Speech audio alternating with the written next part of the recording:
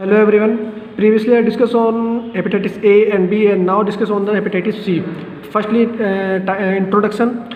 This for the causative agent is hepatitis C. जो causative agent है इसका hepatitis C है. It cause hepatitis C is human being, जो कि human being में होता है.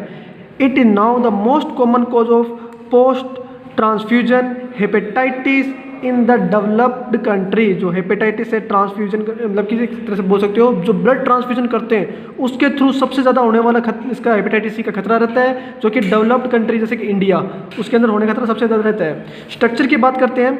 It single standard RNA virus. ये सिंगल स्टैंडर्ड आरएनए वायरस है, जो कि यहाँ पे मैंने एक डायग्राम में लिखा रखा है. आरएनए वायरस है single standard. Enclose with core मतलब कि नियर होता है बिल्कुल उस कोर, जो कोर उसका सेंटर होता है उसके बिल्कुल पास में होता है. And surrounded by the bilateral envelope. Bilateral मतलब कि दो एक लेयर से घिरा हुआ होता है. और वो किसकी बनी होती है? ग्लाइकोप्रोटीन की बनी होती है. जैसे कि यहाँ पर एक डायग्राम है, इसके चारों तरफ दो लेयर बनी हुई है. इस दो लेयर किसकी बनी है? ये बनी है ग्लाइकोप्रोटीन की बनी हुई है. इन्वेलोप रहती है ग्लाइकोप्रोटीन से. कैरी ई प्रोटीन स्पीकर. और इसके चारों तरफ इसके ई प्रोटीन, ये ई प्रोटीन दिख रहा है इसे पत्तियों के डिजाइन का, ये इसके चारों तरफ से कैरी करता है, घिरा हुआ रहता है साथ में इससे भी. ठीक है. बात करते हैं source and mode of transmission की. पहला है ब्लड एंड ब्लड प्रोडक्ट्स. जैसे कि बात है कि मैंने स्टार्टिंग में बता दिया था ब्लड से फैलने वाली डिजीज है सबसे ज़्यादा, तो ब्लड ट्रांसफ्यूजन के समय इसका खतरा सबसे ज़्यादा रहता है.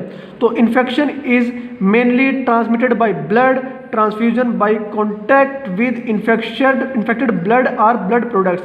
जैसे ही हम किसी इन्फेक्टेड ब्लड के कॉन्टैक्ट में आता है या फिर ब्लड ट्रांसफ्यूजन करते हैं इन्फेक्टेड, तो उसके थ्रू ये ब्लड के थ्रू हेपेटाइटिस सी हमारी बॉडी में चला जाता है. Injectable during abuse. Injectable drug abuse मतलब कि जो ड्रग एब्यूज के शिकार होते हैं, ड्रग इंजेक्ट करते हैं जैसे नशे के लिए, तो उससे थ्रू फैल जाता है. Transplant recipients immunosuppressed person are at high risk. जो इम्यून सप्रेस है जैसे कि HIV पेशेंट होता है वो इम्यून सप्रेस्ड पर्सन होता है, उसमें भी खतरा सबसे ज़्यादा रहेगा.